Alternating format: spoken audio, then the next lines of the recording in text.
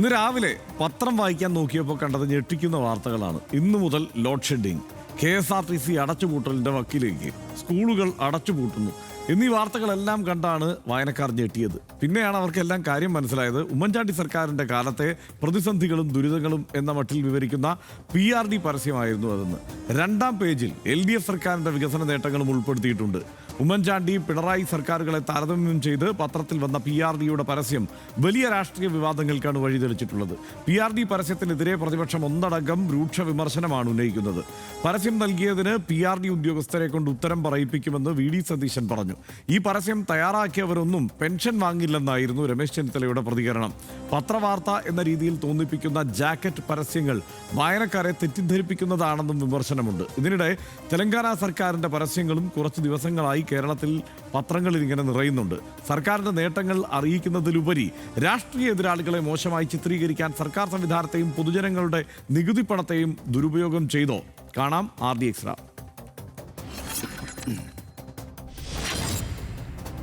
UDF കാലത്തെ വീഴ്ചകൾ വാർത്താരൂപത്തിലാക്കിയാണ് public relations department പത്രങ്ങളിൽ പരസ്യം നൽകിയത്. ഉമ്മൻചാണ്ടി സർക്കാരിന്റെ കാലത്ത് പ്രതിസന്ധികളും ദുരിതങ്ങളും എന്ന മട്ടിൽ വിവരിക്കുന്ന പരസ്യമാണ് ഒന്നാം പേജിൽ PRD നൽകിയത്. രണ്ടാം പേജിൽ പിണറായി വിജയന്റെ കാലത്ത് ഇതേ കാര്യങ്ങൾ പരിഹരിച്ചതായും പറയുന്നു.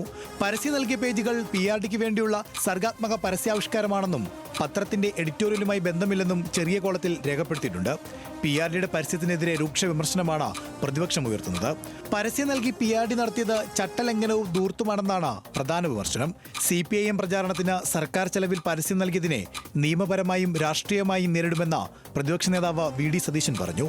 PRDയുടേത് രാഷ്ട്രീയ പരസ്യമാണെന്നും ഒരു കാലത്തും PRD ചെയ്യാത്തതാണെന്നും രമേശ് ചെന്നിത്തല പ്രതികരിച്ചു. പരസ്യം പ്രസിദ്ധീകരിക്കുമ്പോൾ പാലിക്കേണ്ട ചട്ടങ്ങൾ ലംഘിച്ചെന്ന് ചൂണ്ടിക്കാട്ടി നിയമ നടപടി സ്വീകരിക്കാനാണ് പ്രതിപക്ഷത്തിന്റെ നീക്കം. പരസ്യമാണെന്ന് കൃത്യമായി രേഖപ്പെടുത്തിയിട്ടുണ്ടെന്നാണ് പബ്ലിക് റിലേഷൻസ് ഡിപ്പാർട്ട്മെന്റ് നൽകുന്ന വിശദീകരണം. RD Extra news Malayalam.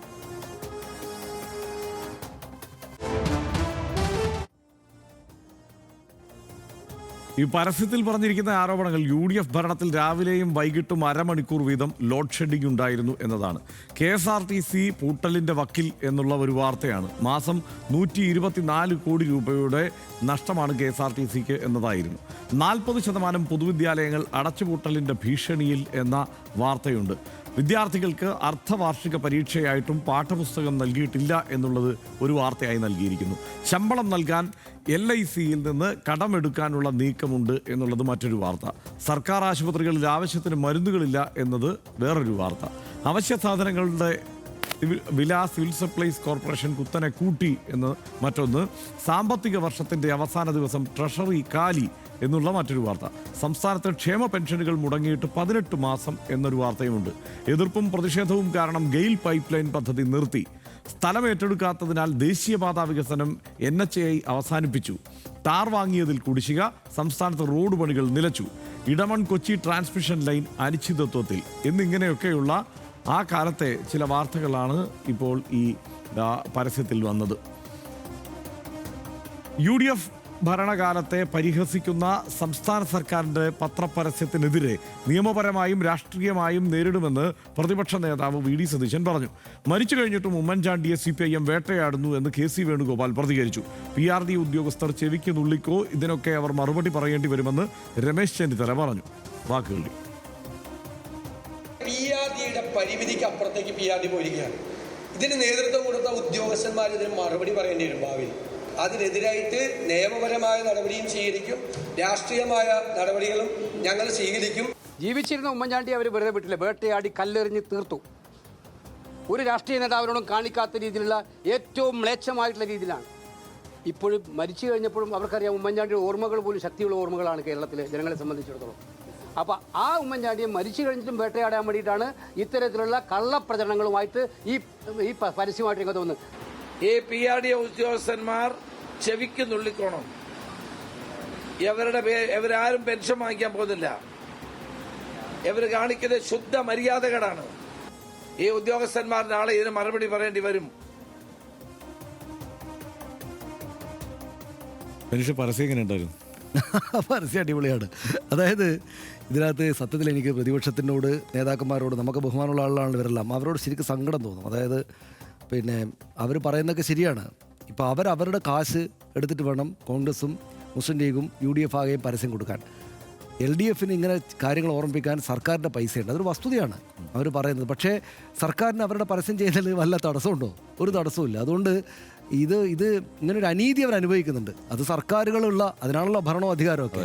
അധികാരം കിട്ടിയ ആളുകൾക്ക് അങ്ങനെ ഒരു സൗകര്യമുണ്ട് എന്നൊരു സംഗതിയുണ്ട്. അതുകൊണ്ട് പിന്നെ അവരോട് സങ്കടം ഉള്ളപ്പോൾ തന്നെ ഇവരെ കുറ്റപ്പെടുത്താൻ പറ്റില്ല. കാരണം നിങ്ങൾ സർക്കാർ കയ്യിലുണ്ടായിട്ട് പരസ്യം കൊടുക്കരുതെന്ന് പറയാൻ പറ്റില്ലല്ലോ. ഇതിനകത്ത് പിന്നെ അതുമാത്രമല്ല, അവർക്ക് കോൺഗ്രസിന് വല്ലാതെ അങ്ങോട്ട് ആക്ഷേപിക്കാനും പറ്റില്ല. ഇപ്പോൾ തെലങ്കാനയിലെ കോൺഗ്രസ് സർക്കാർ കഴിഞ്ഞ 4 ദിവസം ബാക്ക് ടു ബാക്ക് 3-4 ദിവസം മനോരമയ്ക്കും മാതൃഭൂമിക്കും ഫ്രണ്ട് പേജ് പരസ്യം കൊടുത്തു. അപ്പോൾ തെലങ്കാനയിലെ കോൺഗ്രസ് സർക്കാർ എന്തിനാണ് കേരളത്തിൽ പരസ്യം കൊടുക്കുന്നത്? ഞാനിങ്ങനെ കുറേ നേരം വിചാരിച്ചു. അതായത് ഒന്ന്, എന്താ ഇപ്പോൾ ഇവിടെ ആരെങ്കിലും ഉണ്ടോ തെലങ്കാനയിലെ ആളുകൾ? പക്ഷേ സംസ്ഥാനത്തെ ആളുകളെ അറിയിക്കാം, ഞങ്ങൾ നന്നായിട്ടാണ് കാര്യങ്ങൾ ചെയ്യുന്നത് എന്ന് അറിയിക്കാൻ വേണ്ടിയിട്ട് തെലങ്കാനയിലെ കോൺഗ്രസ് സർക്കാർ പരസ്യം കൊടുത്തു. അപ്പോൾ ഇപ്പോൾ കേരളം, നമുക്കിപ്പോൾ ഇവിടെ നിന്ന് ചർച്ച ചെയ്യുമ്പോൾ കേരളം പോയിട്ട് തെലങ്കാനയിലെ പത്രത്തിൽ അവരുടെ ഭാഷയിൽ പിന്നെ പരസ്യം കൊടുത്തിരുന്നെങ്കിൽ ഇതൊരു ധൂർത്താണ്, എന്തിനാ അപ്പോൾ അവിടെ കൊണ്ടുപോയി കൊടുക്കുന്നത് നമുക്ക് ചോദിക്കാമായിരുന്നു. കേരളത്തിൽ പരസ്യം ചെയ്യാൻ കേരളത്തിലെ സർക്കാരിന് അധികാരമുണ്ടല്ലോ. അപ്പോൾ തെലങ്കാനയിൽ പോയിട്ട് നമ്മൾ ചെയ്താലേ ധൂർത്തുള്ളൂ. അപ്പോൾ തെലങ്കാനയിലെ കോൺഗ്രസ് സർക്കാർ ഇവിടെ വന്ന് ചെയ്തത് ആ അർത്ഥത്തിൽ നോക്കിയാൽ ധൂർത്താണ്. തെലങ്കാനയിലെ കോൺഗ്രസ് ചെയ്യുന്നൊരു ധൂർത്താണ് സർക്കാർ ചെയ്യുന്നത്. അപ്പോൾ ആ കോൺഗ്രസിൻ്റെ നേതാക്കളായുള്ള രമേശ് ചെന്നിത്തലയും മറ്റും ഇവിടെ വന്നിട്ട് ഇതിനെ വിമർശിക്കുമ്പോൾ നിങ്ങളുടെ ആളുകളോട് ഇവിടെ വന്ന് പരസ്യം ചെയ്യുന്നത് ഞങ്ങൾ അത്രക്കൊന്നും പോകുന്നില്ലോ എന്ന് ഈ ഇടതുപക്ഷ സർക്കാർ ചോദിക്കില്ലേ? അപ്പോൾ അവിടെ ഒരു ഗ്യാപ്പ്, ഒരു പ്രശ്നം അവിടെ ഉണ്ട്. അപ്പോൾ എന്തുകൊണ്ടാണ് തെലങ്കാനയിലെ കോൺഗ്രസ് സർക്കാരിൻ്റെ പരസ്യം വാങ്ങിയ മനോരമയും മാതൃഭൂമിയും ഈ പരസ്യം വാങ്ങാത്തത് എന്നെനിക്കൊരു കൗതുകം ഉണ്ടായി. പരസ്യമല്ലേ, പരസ്യം എടുത്ത് കൊടുക്കുന്നതിന് എന്താണ്? സർക്കാർ പരസ്യം തരികയാണെങ്കിൽ ഇതുപോലെ ക്രൈസിസ് ഉള്ളൊരു കാലത്ത് അതങ്ങ് വാങ്ങുക. ഇനിയിപ്പോൾ ഇവർ കൊടുത്തില്ലേ എന്ന കാര്യം എനിക്കറിയില്ല. ഇനിയിപ്പം മനോരമക്കും മാതൃഭൂമിക്കും പരസ്യം കൊടുക്കണ്ട എന്ന് CPM-ന്റെ സർക്കാർ തീരുമാനിച്ചാണോ എന്നെനിക്കറിയില്ല. പക്ഷേ അങ്ങനെ തീരുമാനിക്കാൻ പറ്റില്ല. കാരണം PRDയുടെ പരസ്യമാണ്. PRDയുടെ പരസ്യം PRDയുടെ ലിസ്റ്റിലുള്ള സർക്കാർ പത്രങ്ങൾക്ക് കൊടുത്തേ പറ്റൂ. അപ്പോൾ അവർ കോൺഗ്രസ് മനോരമ വാങ്ങാത്തതായിരിക്കും, മാതൃഭൂമി വാങ്ങാത്തതായിരിക്കും എന്നാണ് ഞാൻ വിചാരിക്കുന്നത്. അതെന്തുകൊണ്ടാണ് തെലങ്കാനയുടെ സർക്കാരിൻ്റെ പരസ്യം നമുക്ക് വാങ്ങാമെങ്കിൽ കേരള സർക്കാരിൻ്റെ പരസ്യവും നമുക്ക് വാങ്ങാമല്ലോ എന്നൊരു ചിന്ത എൻ്റെ ഉള്ളിലൂടെ പോയി. പക്ഷേ അത് അവർക്കേ അറിയൂ. ഇപ്പോൾ ഏതൊരു മാധ്യമം, ഇപ്പോൾ തെലങ്കാനയിലെ കോൺഗ്രസ് സർക്കാർ ഇങ്ങനെ പരസ്യം കൊടുത്തതിനെ അനുകൂലിച്ച MP നികേഷ് കുമാർ ഇപ്പോൾ ഇങ്ങനെ വന്നിരിക്കുന്നു എന്ന് പറയും. അത് സത്യത്തിൽ തിരിച്ചല്ലേ ആലോചിക്കേണ്ടത്?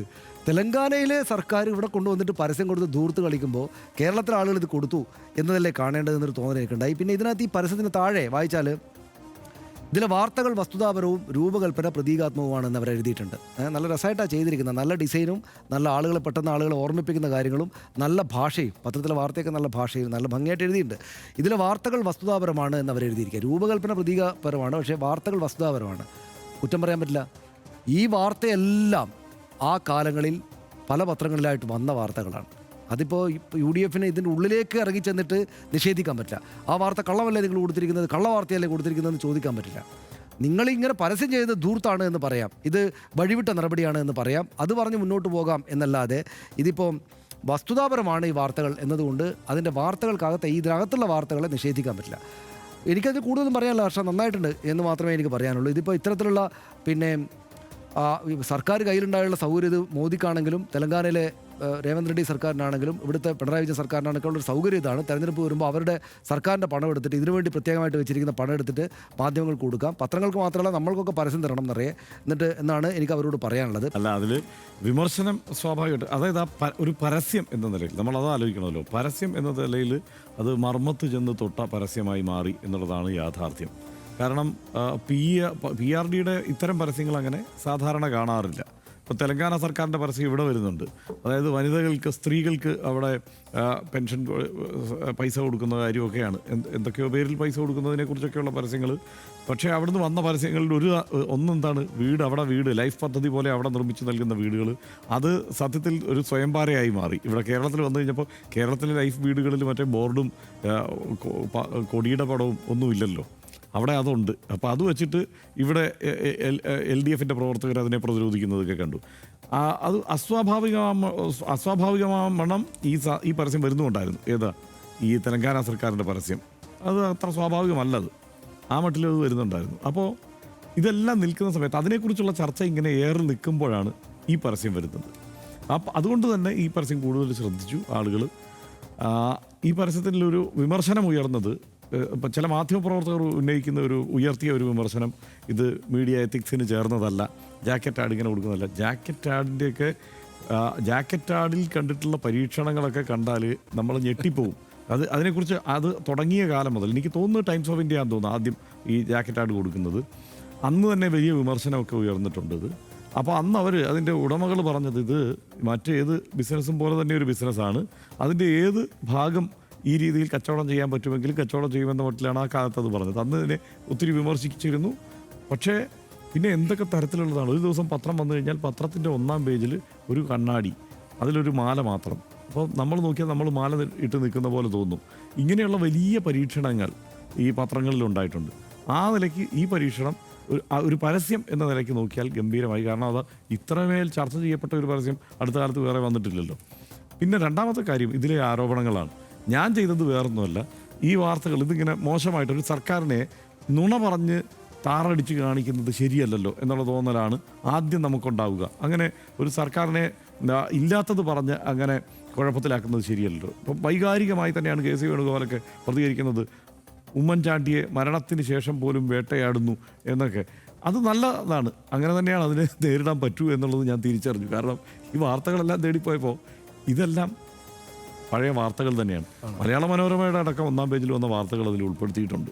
മനോരമയിൽ ഇന്ന് ഈ പരസ്യം കണ്ടില്ലെങ്കിലും മനോരമയിൽ വന്ന വാർത്തകളടക്കം ഇതിൽ ഉൾപ്പെടുത്തിയാണ് ആ കവർ ചെയ്തിട്ടുള്ളതെന്നാണ് ഞാൻ മനസ്സിലാക്കുന്നത്. ഇതുമായി ബന്ധപ്പെട്ടുള്ള വാർത്തകൾ ഞാൻ നോക്കി, കുറേ വാർത്തകൾ, ഈ പഴയ വാർത്ത നമുക്ക് തിരഞ്ഞ് കണ്ടെത്താൻ കഴിയുന്ന കുറേ വാർത്തകൾ നോക്കിയപ്പോൾ ഇങ്ങനെ ധാരാളം വാർത്തകൾ വന്നിട്ടുണ്ട്.